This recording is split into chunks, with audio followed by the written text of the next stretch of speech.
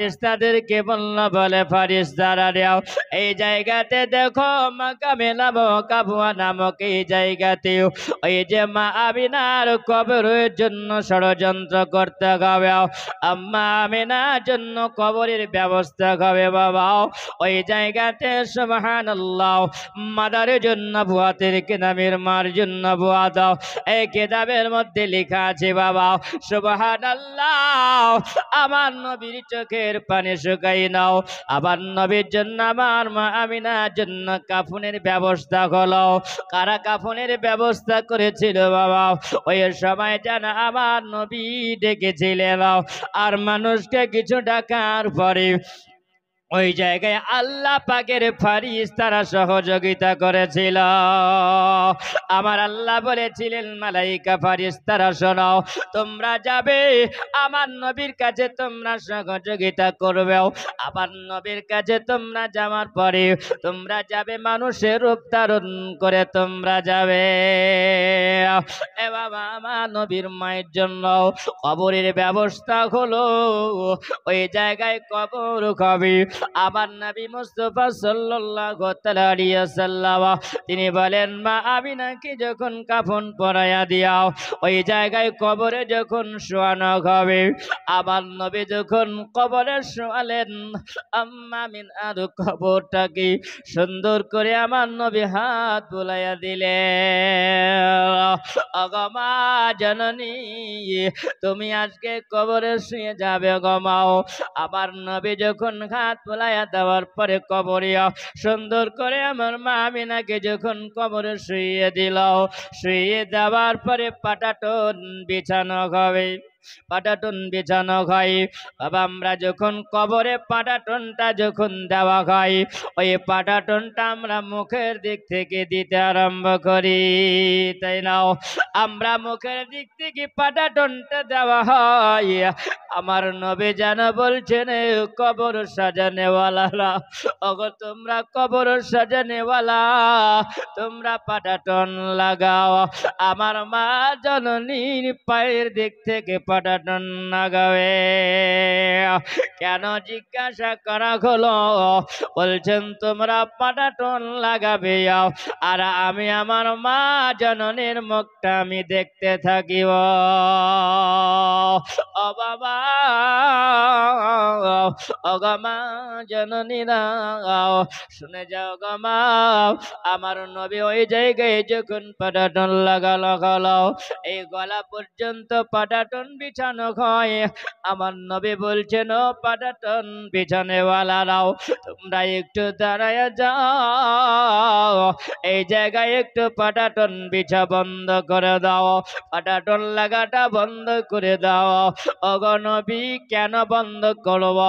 আবার নবী বলেন আমার মা জননীর একবার কবরের মুখটা একবার জনমের মতন দেখেনি। আমার মা জননীর মুখটা দেখার জন্য তোমরা একটু পাটাটন দেওয়া বন্ধ করো। আমার নবীর যেন চোখ দিয়ে পানি ঝরে। আল্লাহ নবী বলতেছেন পাটাটন বিছানেওয়ালারা তোমরা এবার পাটাটনটা লাগাইয়া দাও। আমার নবী জানো ওই জায়গাতে বাবা ওই জায়গাতে তিনি বললেন সমস্ত কিছু কবর হয়ে গেল। উম্মে আয়মানের দিকে তাকিয়ে আমার নবী বলেন উম্মে আয়মান চলো আমার দাদু আমার জন্য অপেক্ষাতে আছে। ও বাবা যখন চলতে আরম্ভ করেছেন উম্মে আয়মান বলে আমি যখন মক্কা ঢুকলাম আমার শরীরের লোমগুলো যেন শিহরে উঠল, আমার শরীরের লোমগুলো যেন খাড়া হয়ে গেল। ওগো আল্লাহ আমাকে যদি আব্দুল মুতাল্লিব জিজ্ঞাসা করে উম্মে আয়মান রাও তুমি আমার বৌমাকে সঙ্গী করে নিয়ে গেলে আর আমার বৌমাকে তুমি কোথায় রেখে এলাও? উম্মে আয়মান আমি কি জবাবটা দিব? উম্মে আয়মান তিনি বলেন আমি যখন গেলাম মক্কার ভিতরে ঢোকার পরে আব্দুল মুতাল্লিবের বাড়ির সামনে যখন দাঁড়ালাম, আব্দুল মুতাল্লিবকে দেখি তিনি বাড়ির দরওয়াজার সামনে তিনি দাঁড়ায় আছে। এ বাবা যেমনি দাঁড়াও ওই সময় যেন দেখে আমার নবীকে দেখেও আব্দুল মুতাল্লিব যেন মুচকি হাসি দিয়েছে, আর আমার নবীর চোখের পানি বাবা শুকাই না। আমার নবীর দিকে তাকিয়ে যেমন হাসা, আমার নবীর দিকে তাকিয়ে ঘেসেছে নাও। আর ওই সময় যেন আমার নবীর চোখে পানি দেখে আব্দুল মুতাল্লিব বলে, ভাই মুহাম্মদ, ও আমার দাদু বলো তোমার চোখে কেন পানি?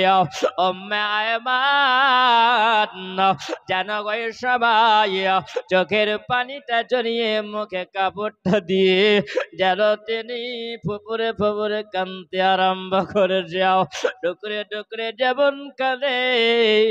ও মাবুতালে আব্দুল মুতাল্লিব বলছে বলে, মাইমান রেও তুমি কেন কাঁদো মাইমান?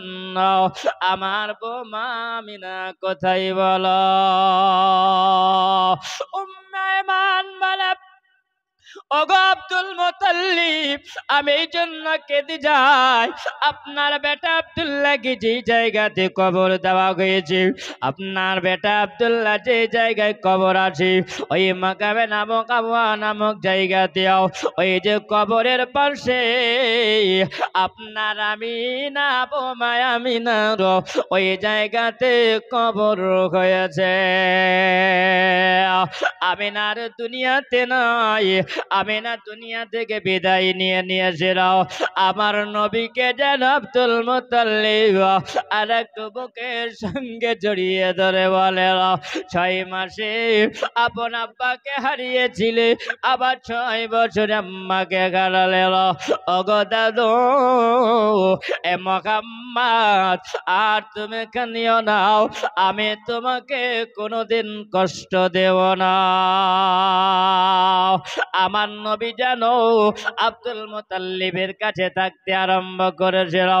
আব্দুল মুতাল্লিব বলে, আমি একদিনে আল্লাহর কাবা ঘরে যে ওই জায়গাতে মানুষের কাছে আমি চেয়েছিলাম, আমি মানুষের আমাকে এত ভালোবাসত। একদিন মানুষ আমার কাছে আসার পরে বলছেন বলে, আব্দুল মুতাল্লিব গো, আজকে মক্কা শহরে এত খরা পড়ে গেছে, নদী নালা শুকিয়ে গেছে, সব শুকিয়ে গেছে, আপনি একটু দোয়া যদি করেন আল্লাহ পাক আপনার দোয়া কবুল করে নাই। জোরে বলে। আব্দুল মুতাল্লিব তিনি এত পরিষ্কার তিনি ছিলেন, তিনি বলেন আমি কোন সময় হারাম জিনিস ভক্ষণ করতাম না।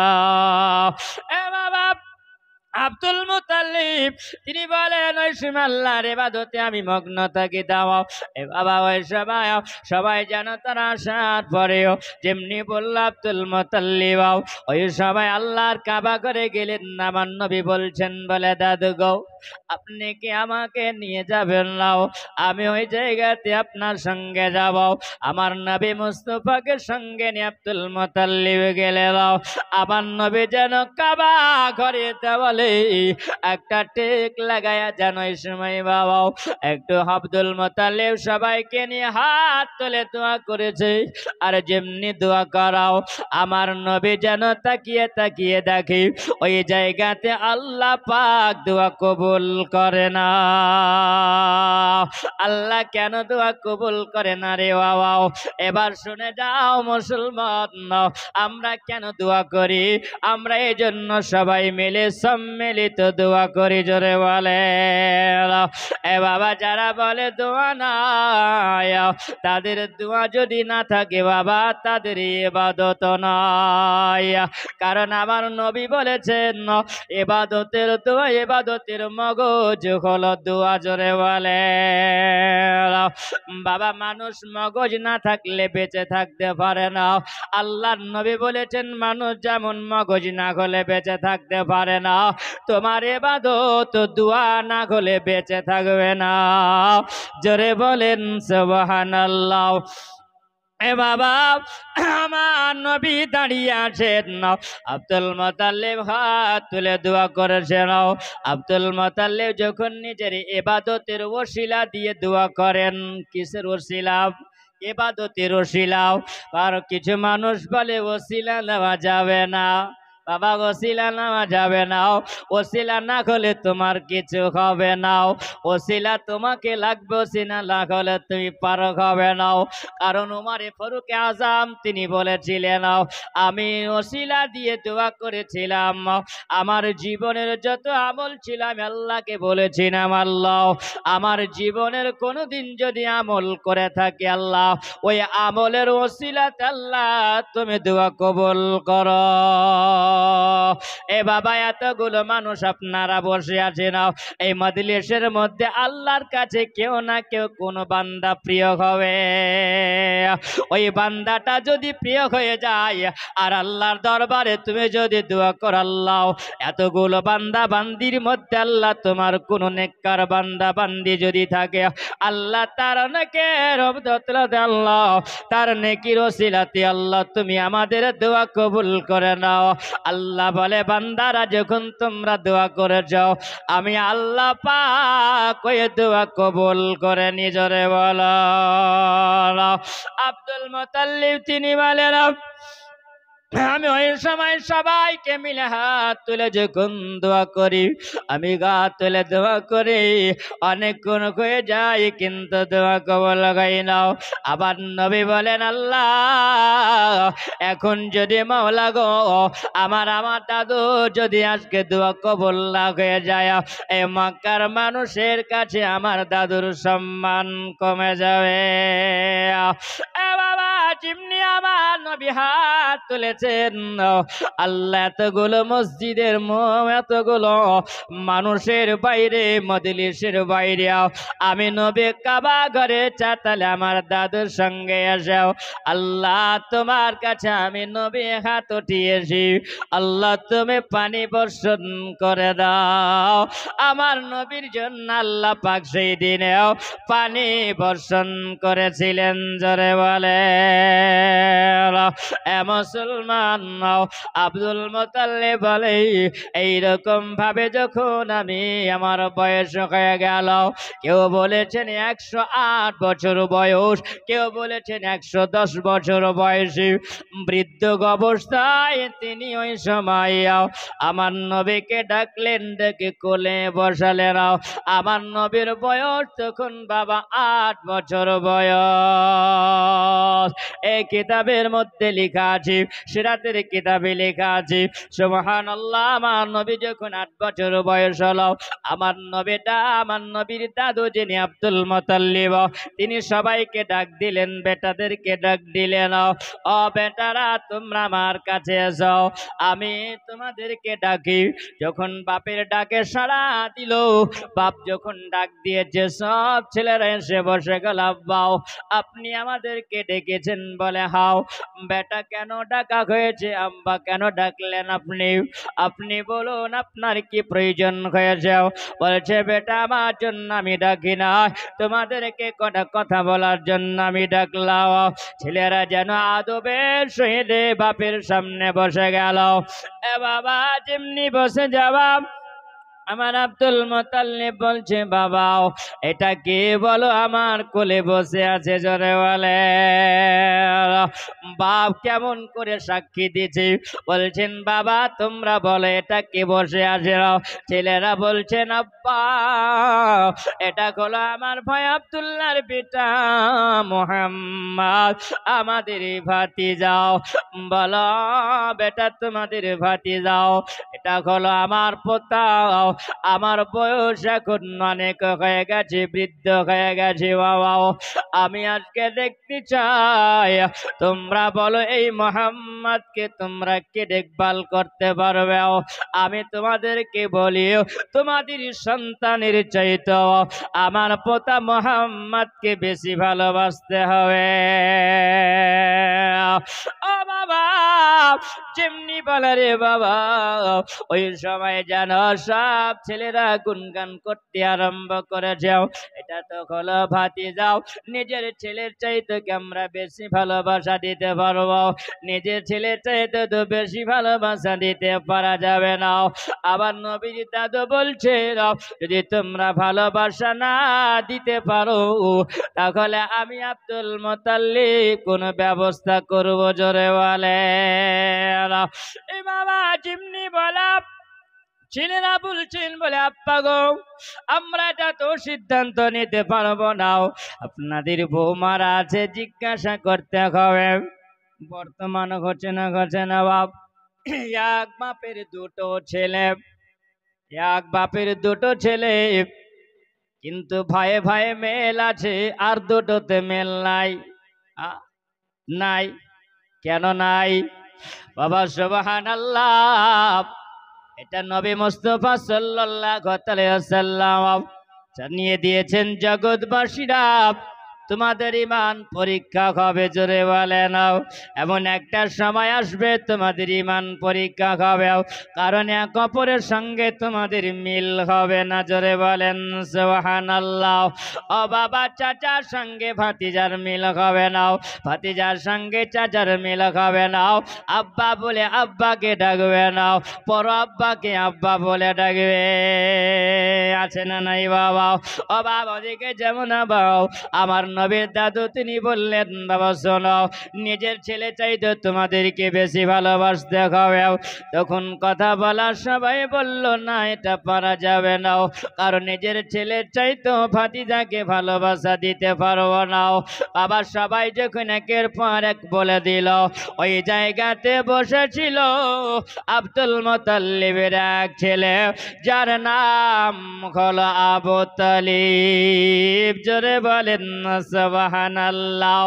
এই আবু তালিব তিনি বলেন বলে আব্বা আল্লাহর কাবা ঘরের কসম করে বলে আমি আমার ছেলে সন্তান বিবির চাইতে আমার ভাতিজা মুহাম্মদকে আমি বেশি ভালোবাসবো।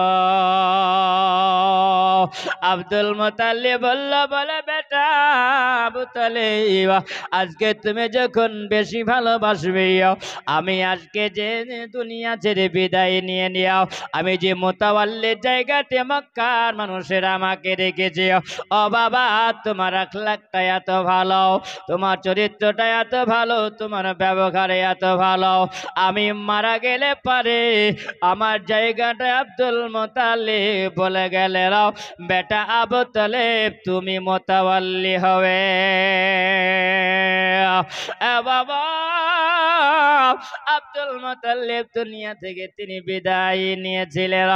আল্লাহর নবী সাল্লাল্লাহু তাআলা আলাইহি ওয়াসাল্লাম আবু তালিবের কাছে আমার নবী থাকলেন, আমার নবী আবু তালিবের কাছে যখন থাকলেন আবু তালিব বলে আমি যখন বাজারে যেতাম আমি বাজারে যাবার পরে কিছু খাবার যখন কিনে নিয়ে আসতাম ওই সময়তে আমি গো আমার বেটার নাম ছিল জাফর, ওই সময়তে আমি যখন বাজার থেকে কিছু কিনে নিয়ে আসতাম সর্বপ্রথমে আমি মুহাম্মাদের হাতে তুলে দিতাম, আমার ভাতিজার হাতে তুলে দিতাম।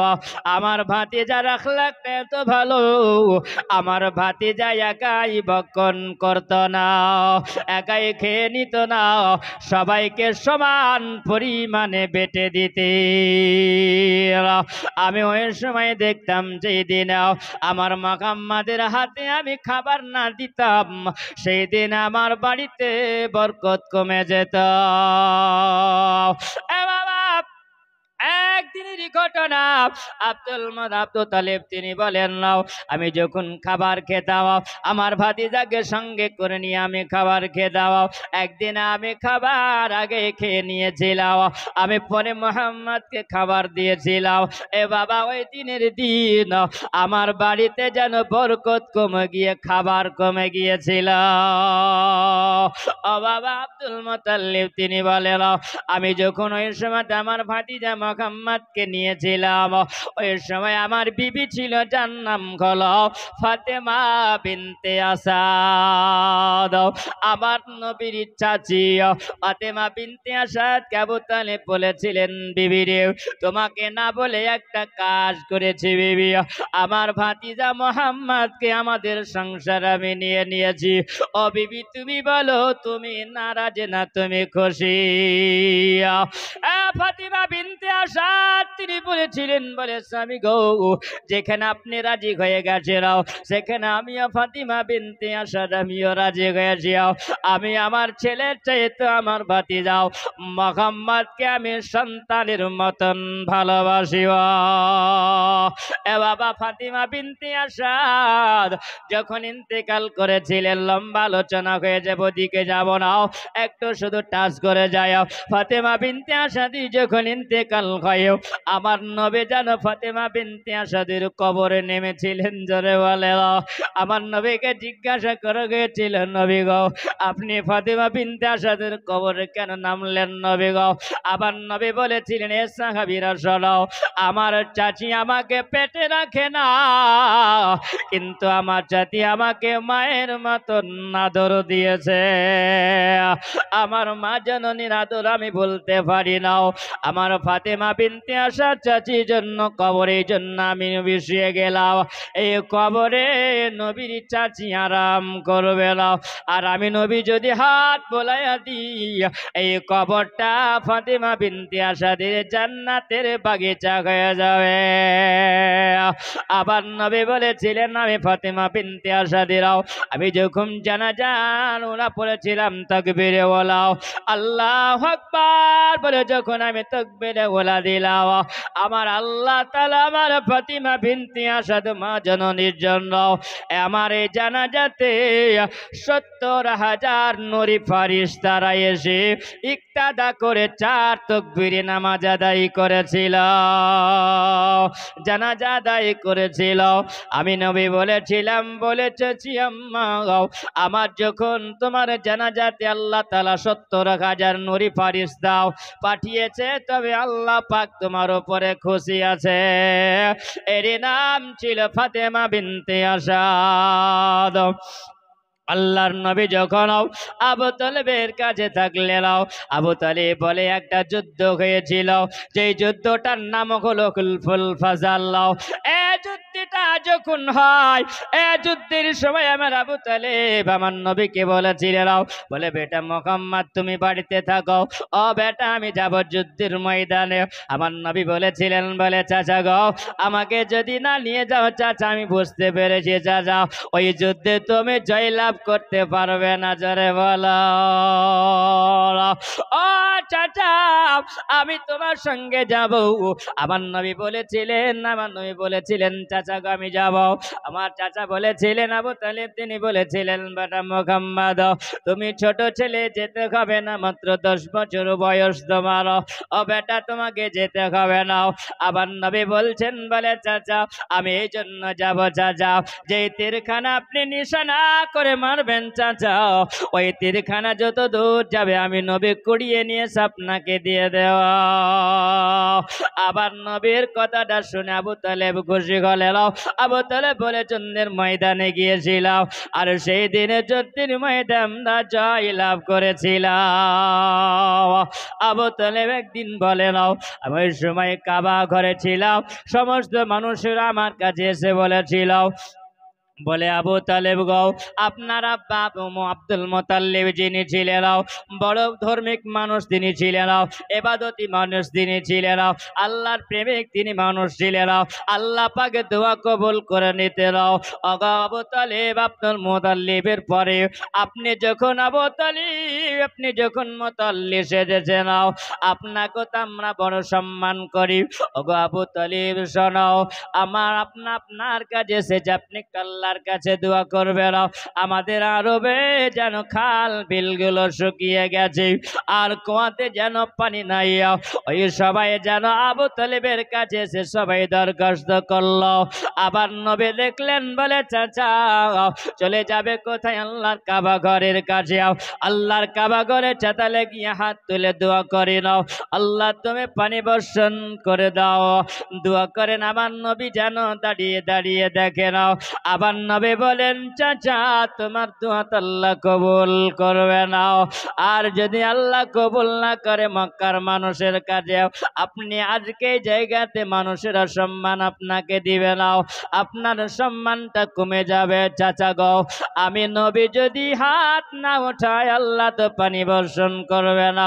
আপনার সম্মান কমার জন্য আমাকে আল্লাহ পাঠাই নাও, আল্লাহ সম্মান বাড়ানোর জন্য পাঠিয়েছে। জোরে বলে নাও।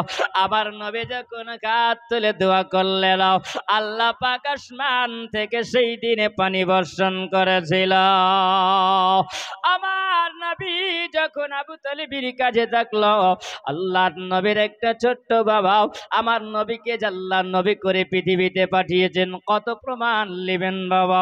কিতাব উঠান সিরাতের রাসূল। এই কিতাবের মধ্যে কারাম সাজহারি রহমাতুল্লাহি আলাইহি তিনি 7 খণ্ডে বিভক্ত করেছেন। কয় খণ্ডে কিতাবটা আছে? 7 খণ্ডে কিতাবটাও এত বড় লম্বা চওড়া এরকম মোটা কিতাব রে বাবা। ওই সময় দ্বিতীয় খণ্ডের মধ্যে তিনি লিখতে আসেন, তিনি বলেন আমার নবীর সেই দিনে আমার নবীর যেন মোহরে নবুয়াতটা প্রকাশ হয়েছিল। জোরে বলে সবাই জানতে পারল। কেমন করে জানতে পারা গেল বাবা? ওই সময়তে যখন আবু তালেব বলেন আমি ওই সময় আমার বেটার বয়স হলো, মা আমার নবীর বয়স কেউ বলেছেন 12, কেউ বলেছে 13। আমি বাবা কিতাবের মধ্যে পড়েছি ওই নাম ছিল 13 বছর বয়স। 13 বছর বয়সে বাবা ডুপ্লিকেটি কথা আমি আব্দুল আহাদ একটাও বলি না, যা বলি বাবা সব দলিলি কথা, একটাও শোনা কথা পাওয়া যাবে না। আমার নবী যখন 13 বছর বয়সে আবু তালিব সঙ্গে করে নিয়ে যাবেন কোথায়? ব্যবসা বাণিজ্যে। জোরে বলে আবু তালিব বলছেন, বলে বিবি এ ফাতেমা বিনতে আসাদ রে আমার সামানপত্র গুলো গুছিয়ে দাও, আমি আবু তালিব ব্যবসায় বাণিজ্যতে যাব। আমার নবী বলছেন, বলে চাচাও আপনি যাবেন গো চাচা, ও গো চাচা আপনি যাবেন? ও চাচা তবে শোনে নাও, আপনার সঙ্গে আমি যাব গো চাচাও। আমার নবী যেমনি বলেন, আবার নবীকে যেন আবু তালেব বলছেন, বেটা মুহাম্মদ তোমাকে যেতে হবে না, তুমি ছোট ছেলে, সবে মাত্র 13 বছর বয়স, আমরা কয়েক মাস ধরে ব্যবসা করব, ও বেটা তোমার কষ্ট হবে। আবার নবী বলছেন, বলে চাচা গো আমি যদি চাচা বলে যদি মনে পড়বে তখন আমি কাকে চাচা বলে ডাকব? বলে চাচা আপনাকে আপনার সঙ্গে আমি যাব, রাস্তায় কোনো সময় আমি শিকায়ত দিব না, আমি ভোগ পিয়াসার কথা বলবো না, চাচা আপনি আমাকে নিয়ে চলেন নাও। আবার নবীর কথাটা শুনে তিনি ব্যবসায়ী যাওয়ার জন্য আমার নবীকে সঙ্গে করে সামানপত্র নিয়ে তিনি বের হলেন। সামানপত্র নিয়ে যখন বের হলেন, কোথায় যাবেন তিনি? ব্যবসায়। আমার নবীর সর্বপ্রথম ব্যবসাতে যাওয়ার পথ আমার নবী বলেন, আমি যখন যাই তখন গেল মুলকের সামনে একটা জায়গাতে, মুলকের সামনে যাবে ব্যবসা দেও, মুলকের সামনে যাওয়ার আগে একটা জায়গা, যে জায়গাটার নাম ও বাবা ওই জায়গাখানে একটা মরুভূমি এলাকা ছিল। ওই মরুভূমি এলাকাতে একটা গাছ ছিল, আর ওই গাছের নিকটে কিছু মানুষের ব্যবসায়ী মানুষেরাও ওই জায়গাতে যাওয়ার পরে রে বাবা মানুষেরা ওই জায়গাতে আরাম করত, আর সামনে একটা গির্জা ছিল, সামনে একটা গির্জা ওই প্রহিতেরা ওই জায়গাতে ডঙ্কা বাজিয়াও ঘন্টা বাজিয়ে তারা ওই জায়গায় যেন পূজা করত। ওই জায়গাতে আবু তালিব বলে আমি ওই জায়গাতে যখন সন্ধ্যা হলো আমি বললাম বলে কাফেলারা তোমরা আগে এই জায়গাতে দাঁড়িয়ে যাও, আর এই জায়গায় আমরা আগে যাব না, কারণ আমরা সন্ধ্যা হয়ে গেছি। এই জায়গাতে আমরা মালপত্র কিছু রেখে দিও, আমরা আবার সকাল বেলায় রওনা হব। আমার নবী যেন ওই সময় সবাই তাম্বু গেড়ে দিয়া আসি বাবা, সবাই তাম্বু গেড়ে দিয়া আমার নবী যেন ওই গাছের নিকটে গিয়ে বসেছে। যেমনি গাছের নিকটে বসা ওই সভাতে যেন যে গির্জার ভিতর একজন পণ্ডিত বাবা ছিল। এ পণ্ডিত বাবা তাওরাতের পণ্ডিত, তিনি জব্বরের পণ্ডিত, তিনি ইঞ্জিলের পণ্ডিত। ওই সময়তে যার নাম হলো বুহাইরা। বাবা যার নাম বুহাইরা, বুহাইরা পণ্ডিত, তিনি বলেন ওই গাছের গোড়াতে যিনি এসে বসবেন সবাই তো বসতে পারে না ওই গাছের গোড়াতে, কারণ তাওরাতের মধ্যে লেখা আছে ওই গাছের গোড়াতে যিনি একজন এসে গাছের গোড়ায় বসবে না আর তিনি হবেন আখেরি জামানার নবী। এ বাবা তিনি তাওরাত পড়ে নাও আর আমার নবীর দিকে তাকিয়ে আসে নাও। তিনি বলেন যে কথাটা পড়েছিলাম সব তো মিল হয়ে যায়, সবে তো দেখতে পাওয়া যায়, তবে কেমন করে ডাকা যায়? একজন ব্যক্তিকে বলা হলো বাবা চলে যাও আর ওই জায়গার কাফেলাদের সর্দার তাকে দাওয়াত দিয়ে দাও। আজকে এ বুহাইরা দাওয়াত করেছে তোমাদেরকে, এই দাওয়াতে তোমাদেরকে অংশগ্রহণ করতে হবে। এ বাবা দাওয়াত হয়ে গেল। যেমনি দাওয়াত হয়ে যাওয়া সবাই যেন ওই জায়গাতে দাওয়াত কবুল করার পরে প্রহিত বাবার কাছে সবাই বুহাইরার কাছে চলে আসলো। আর যেমনি চলে আসাও ওই বুহাইরা বলছেন বাবারে তোমরা সবাই আছো না কেউ বাকি আছো? তোমরা সবাই চলে এসেছো না কেউ বাকি আছে?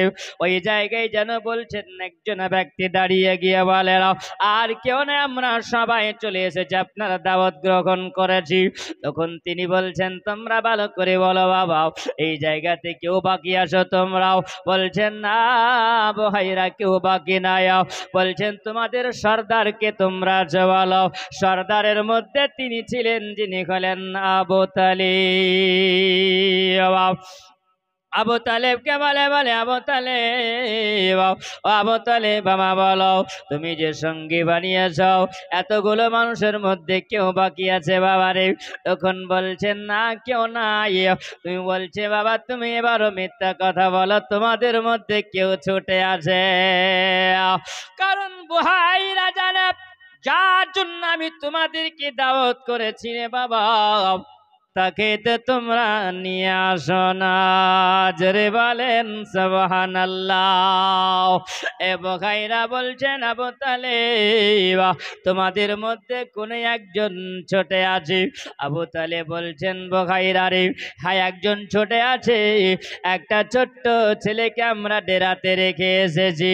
বুহাইরা বলছেন আবু তালেব রেও যার জন্য আমি দাওয়াত তোমাদেরকে করেছি তাকে তো তোমরা রেখে এসেছ। আবু তালেবকে বলা হলো আবু তালেব ছেলেটাকে ডেকে নিয়ে আসো। আমার নবীর কাছে যখন ডাক দেওয়া হলো আমার নবীকে নিয়ে এসে হাজির করা হলো। বুহাইরা বলছেন আল্লাহ এই যদি সত্যি যদি নবী হয় তাহলে কে কটা প্রশ্ন করা যাবে? যেমনি বলো আমার নবীকে নিয়ে আসা হলো, সম্মুখে দাঁড় করিয়ে দিয়ে বলছেন আবু তালেবকে বলে আবু তালেব, আবু তালেব বলো এটা তোমার কি? আবু তালেব বলছেন এটা হলো আমার বেটা। বুহাইরা বলে আবু তালেব রে এটা তোমার হলো মিথ্যা কথা, কারণ এই ছেলেটা এই দুনিয়াতে বাবা বেঁচে থাকতে পারে না, বাবা বেঁচে থাকতে পারে না, কারণ এই ছেলেটার বাবাও 6 মাস মায়ের পেটে ইন্তেকাল করে যাবে। এটা তাওরাতের মধ্যে লেখা আছে। ও বাবা, ছেলেটার বয়স যখন হবে 6 মাস, এই ছেলেটা মা খানা সন্তান হবে, যার নাম হলো মোহাম্মদ। জনে বলে বখাইরার দিকে তাকিয়ে তাকিয়ে জানাবো তাহলে বলে, বখাইরা রে এটা তুমি কেমন করে জানলে বলো? বখাইরা বলছে, বলে আবু তালিব আমি জানতে পারলাম আবু তালিব, আমি এই জন্য বুঝতে পেরেছিলাম তাওরাতের মধ্যে সব লেখা আছে। জোরে বলে নাও, বলে আবু তালিব শোনো, ওই যে দেখতে পাওয়া যায় গাছ দেখা যায়, ওই গাছের নিকটে তো সবাই যেতে পারবে না, আর ওই গাছের নিকটে যিনি যাবেন না তিনি হবেন না আখিরি জামানার নবী মুহাম্মাদুর রাসূলুল্লাহ।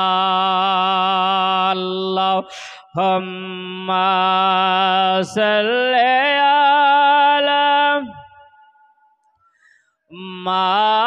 মাওলানা মুহাম্মদ ওয়া আলা আলি সাইয়্যিদিনা মাওলানা মুহাম্মদ সাল্লাল্লাহু আলা মুহাম্মাদিন সাল্লাল্লাহু আলা মুহাম্মদ হরদম জবান সনে কালা পাক নবী মুহাম্মদ হরদম জবান সনে কালা শফিয়ানা মুহাম্মদ সাল্লাল্লাহু তাআলা আলাইহি ওয়াসাল্লাম। ও বাবা, দেখো আমার ওই প্রকৃত বাবা যখন জিজ্ঞাসা করলো, ওই সমাজে যখন জিজ্ঞাসা করা হলো, ও বেটা মুহাম্মদ তোমার আব্বার নাম বলো। আমার নবী যখন আপন আব্বার নাম দিলেন, পরিচয়টা দিয়ে দিলেন, ওই সমাজে প্রকৃত বাবা তিনি বলতে আছেন, বাবা শোনো, আমি ওই সমাজে দেখলাম মুহাম্মদকে যেটা প্রশ্ন করেছিলাম সব প্রশ্নের উত্তর তিনি সঠিক দিয়েছিলেন। সব প্রশ্ন তো যখন সঠিক দেওয়া হলো, ওই সময়তে বখাইরা তিনি বলেন, ইনি যদি আখেরি জামানার যদি নবী হয়ে যায়, ইনি যদি আখেরি জামানার পয়গম্বর হয়, তবে হবে একটা শেষ দেখা হবে একটা। বলে কি দেখা হবে? তখন তিনি বলতে আসেন, ওগো মুহাম্মদ তোমার পিঠের জামা মোবারকটা একটু উঠায়া নাও, আর এই জামা মোবারক উঠায়া নিয়ে তুমি যদি আখেরি পয়গম্বর যদি হও, তাহলে তোমার পিঠে থাকবে মুখরে নবুয়ত থাকবে। জোরে বলে যেমনি বাবা পিঠির কাপড় মোবারকটা আমার নবী উঠালেন, তেমনি যেন দেখতে পেলেন বখাইরাও বলেন এটা সত্যি তিনি হলেন আখিরি জামানার নবী। এ বাবা, এ মুখরে নবুয়তে লেখা ছিল লা ইলাহা ইল্লাল্লাহ মুহাম্মাদুর রাসূলুল্লাহ।